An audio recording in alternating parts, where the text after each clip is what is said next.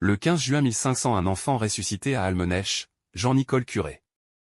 À l'honneur et gloire de Dieu, le Père Tout-Puissant, et de la bienheureuse Vierge opportune, autrefois abbesse de l'abbaye de vénérable monastère Sainte-Marie d'Almenèche. Le lundi d'après la fête de la Très Sainte Trinité, 15e jour de juin de l'an 1500, Jeanne, femme de Jean-Julien d'Almenèche, après bien des peines et des douleurs, accoucha vers les 3 heures après-midi d'un enfant dans lequel il ne paroissoit aucun signe de vie. Point de quelques femmes l'enterrèrent en terre profane auprès de la maison du dit Julien et il y demeura l'espace d'une demi-heure. Ce qui étant venu à la connaissance de Madame Marie d'Alençon, abbesse d'Almenèche, elle voit le dit enfant à Dieu et à sainte opportune et ordonna aussitôt qu'on allât l'exhumer et qu'on le lui apportât.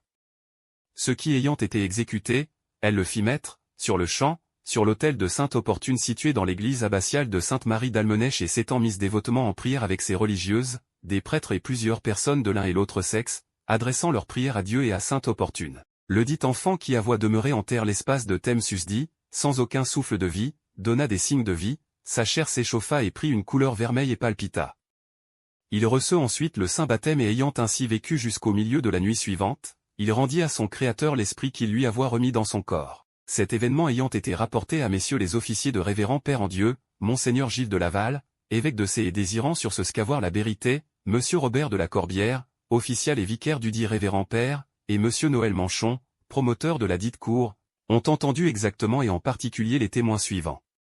Premièrement Marie d'Alençon, abbesse du dit lieu d'Almenèche et les religieuses de la dite abbaye ayant toutes été entendues secrètement et les unes après les autres, ont déposé que l'énoncé ci-dessus contenait vérité. Autres témoins entendus sur le dit événement, Massine, fille de feu Jean Lehoux de Saint-Germain de Montgomery, du diocèse de Lisieux, après avoir prêté serment, a déposé que le dit lundi, par ordre le dit de la dite abbesse dont elle est domestique, elle se transporta sur le lieu où était enterré le dit enfant qu'elle, déposante, exhuma en présence de sa mère, de la femme de Jean Dupuis et de Jeanne la Contecte, qu'elle le mirent ensuite auprès du feu du dit Julien, et, après qu'il y eût été quelque thème, elle, déposante, le prit entre ses bras pour le porter à la dite abbesse comme elle l'avoit ordonné. Qu'en chemin faisant, elle s'aperçut que le sang revenait peu à peu sur le visage du dit enfant, ce que elle, déposante, fit remarquer aux dites femmes qui étaient avec elle, qu'ensuite, étant arrivée à la dite abbaye, elle, déposante, présenta le dit enfant à la dite abbesse qui lui ordonna de le mettre entre les mains de Jeanne Picarde, sa domestique, qui fut la placer sur l'autel de sainte opportune sur lequel il resta presque l'espace de 2 heures. Interrogé s'il apparut dans le dit enfant quelques signes de vie, a répondu que comme le sang s'est multiplié sur son visage, aussi ses veines se remplissoient de sang et lui battoient. Interrogé comment elle le squait, a répondu parce qu'elle l'a vu, touché. Et a dit ne qu'avoir autre chose. Jeanne, fille de feu Jean le Picard, interrogée le même jour, a déposé qu'il est vrai que le dit enfant lui a été mis entre les mains et qu'elle l'a placé sur le dit autel et que lorsqu'il y était, elle a aperçu du sang sur son visage et a dit ne rien qu'avoir sur le reste.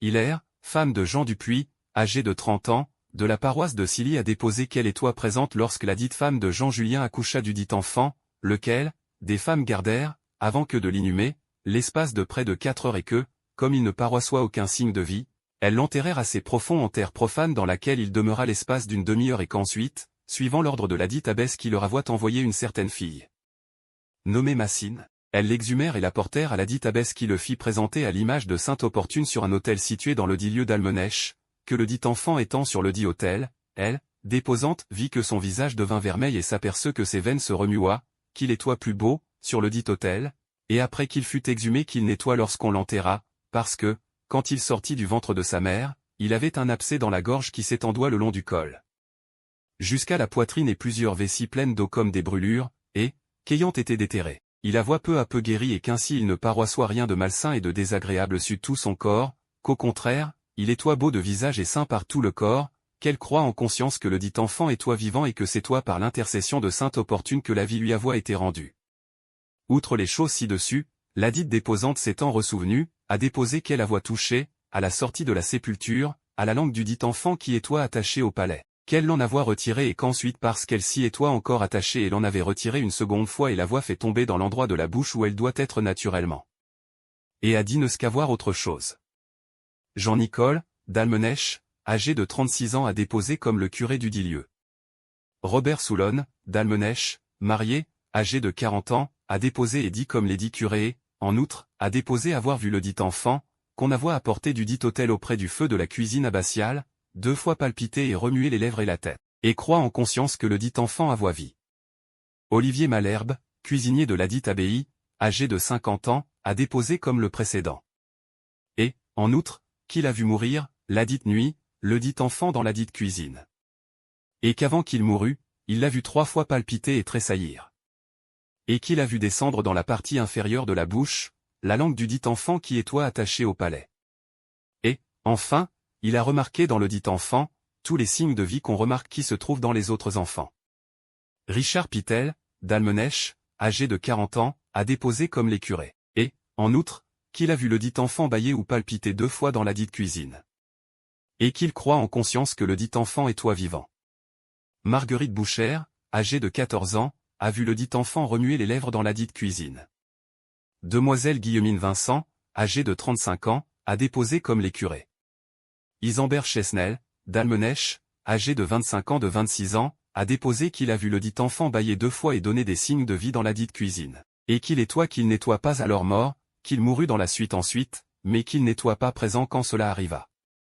Et a dit ne qu'avoir autre chose. Jeanne, veuve de Jean Lehoux de Saint-Germain de Montgomery du diocèse de Lisieux, a déposé qu'elle est toi présente à la naissance du dit enfant.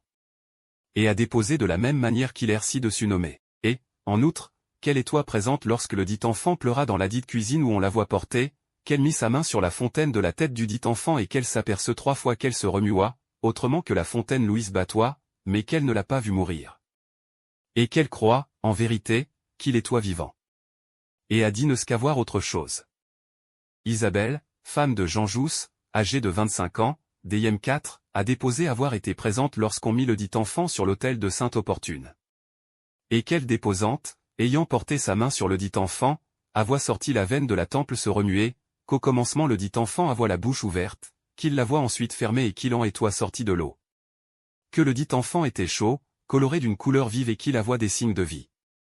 Qu'elle le vit ensuite, le lendemain matin mort mais qu'il n'avoit pas la même couleur qu'auparavant. Et qu'elle croit en conscience que le dit enfant avoit de la vie lorsqu'il est toi sur le dit autel. Et a dit ne qu'avoir autre chose. Nous, officiels et vicaires susdits, pour rendre témoignage à la vérité, nous étant transportés au dit monastère, assistés de vénérables hommes maître Noël Manchon, promoteur des causes de notre cour, nous nous sommes soigneusement informés aux témoins ci-dessus nommés de la naissance, sépulture, vie et mort du dit enfant. Et les dits témoins nous ont fermement et constamment rapporté ce qui est contenu dans leur déposition et nous certifions à tous ceux à qui il appartiendra et à tous les fidèles en Jésus-Christ que l'énoncé et les dépositions ci-dessus sont conformes à la vérité. En foi de quoi, nous avons fait apposer au présent rouleau, le sceau de notre vicariat le 21 jour de juin de l'an 1500. Une sainte opportune, née à Exmes près d'Argentan était abbesse de monastériolum situé pense-t-on à Montreuil-la-Cambe. On lui attribua plusieurs miracles au point qu'elle a mérité le titre de thaumaturge de la Normandie. Elle serait morte en 770 en apprenant la mort de son frère Crodgrand ou Godgrand, évêque de C. De Johanna Uxor Johanni Julien de Almenèche post graves Augusta Peperit dail une post festum sanct Trinita decima quinta mansi juni anno domini millesimo. 3 rattachés à Vimoutier en 1831.